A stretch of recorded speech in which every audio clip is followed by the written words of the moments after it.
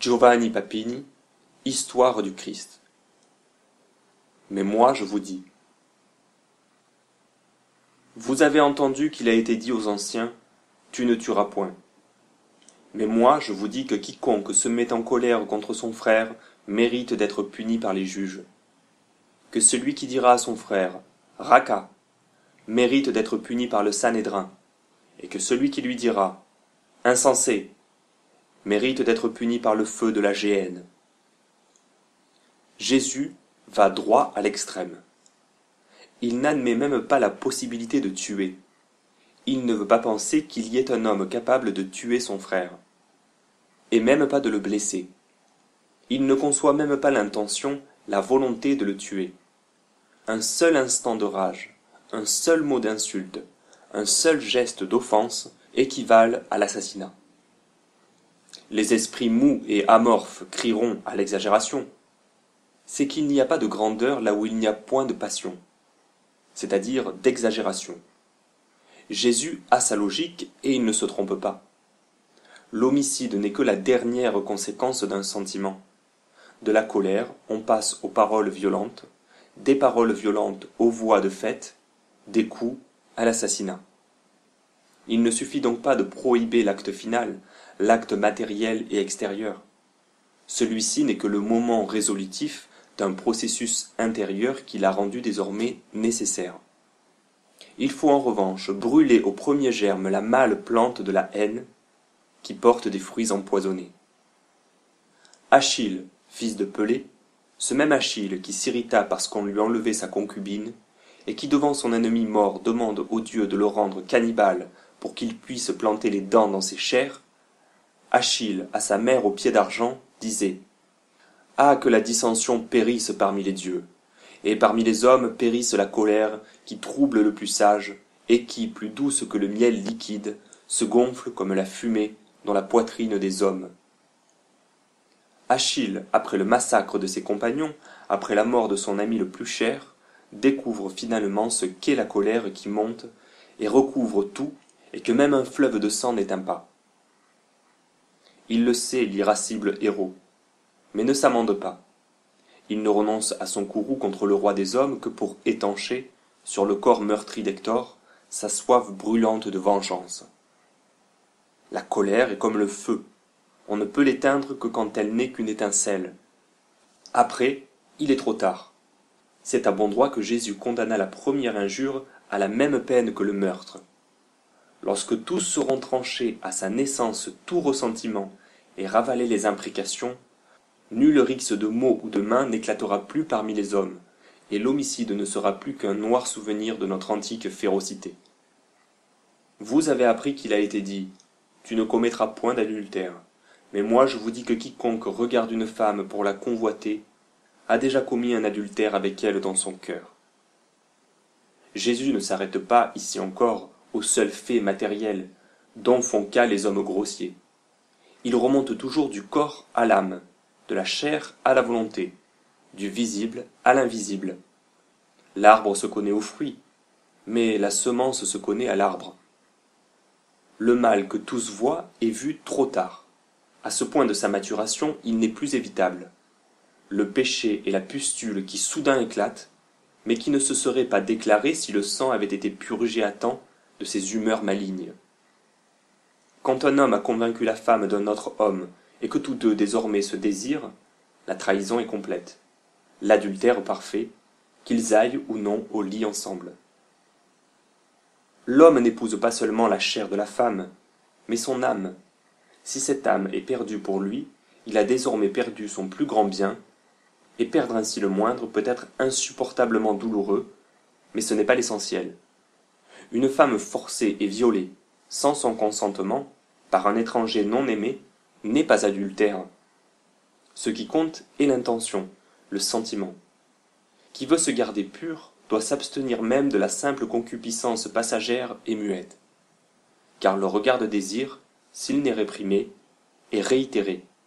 Et des regards on passe bientôt aux paroles, aux baisers, et l'amour, on le sait jusqu'en enfer, à nul aimé ne pardonne. Penser, imaginer, désirer une trahison est déjà la trahison.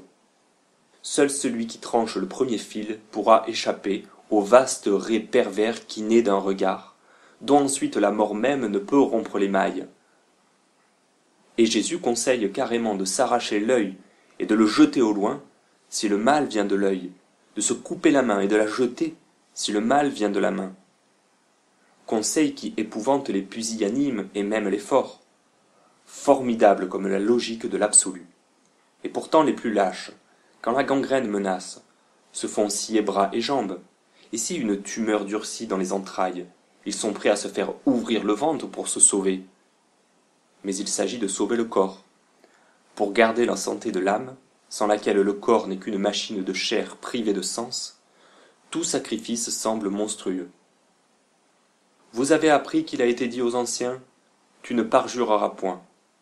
Mais moi je vous dis de ne jurer aucunement, ni par le ciel, parce que c'est le trône de Dieu, ni par la terre, parce que c'est son marchepied, ni par Jérusalem, parce que c'est la ville du grand roi. Ne jure pas non plus par ta tête, car tu ne peux rendre blanc ou noir un seul cheveu. Que votre parole soit oui, oui, non, non.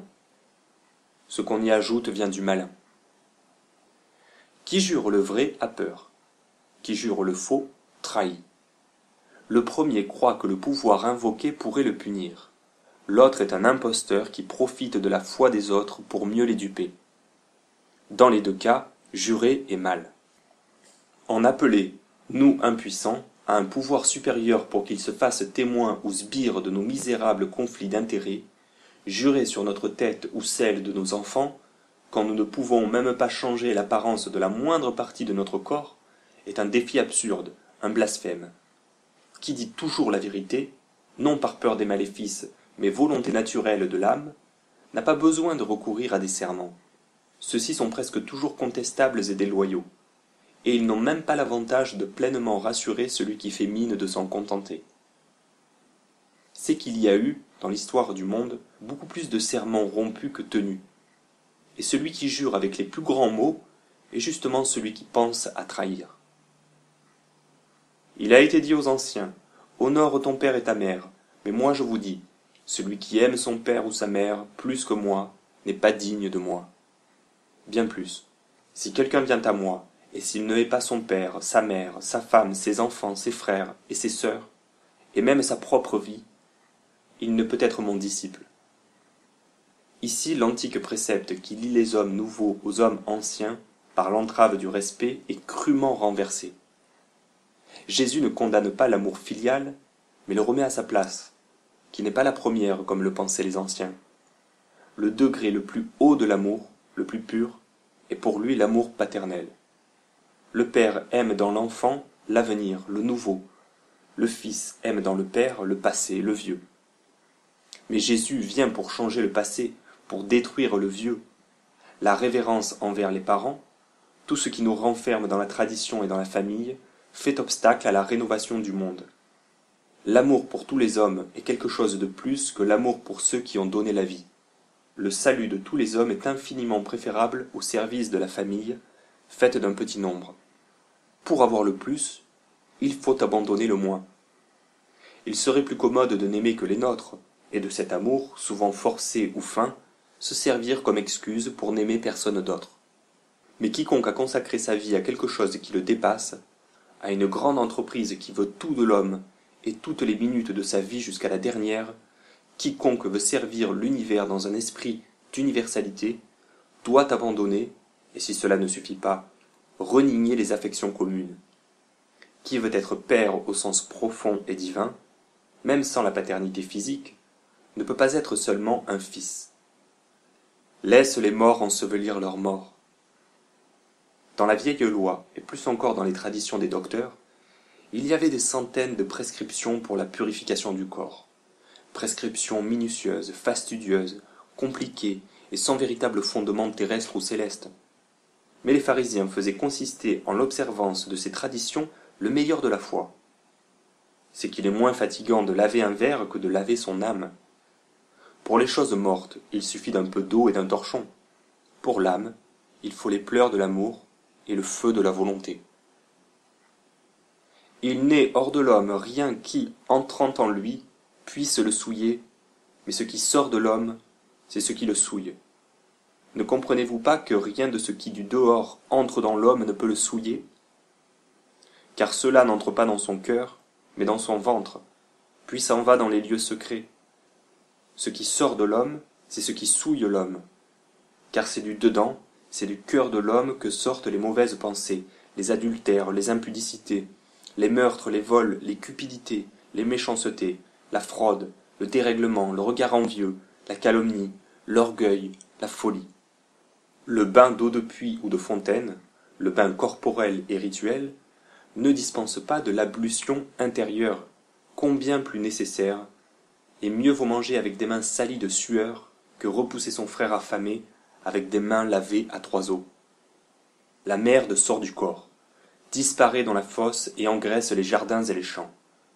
Mais il y a tant de beaux messieurs bien habillés qui sont si remplis jusqu'à la gorge d'une autre espèce d'excréments que la puanteur sort en même temps que les paroles de leur bouche en vin maintes fois rincées. Et cette ordure-là ne descend pas tout droit sous terre, mais salit la vie de tous, empuantit l'air, souille même les innocents. Tenons-nous loin de ces hommes excrémenteux, même s'ils se lavent 12 fois le jour. Se savonner la peau ne suffit pas si le cœur émet des pensées pestilentielles. Le videur de latrines, s'il ne pense pas au mal, est sans comparaison plus propre que le riche qui, tandis qu'il trempe dans l'eau parfumée de sa baignoire de marbre, médite quelque fornication ou quelque violence nouvelle.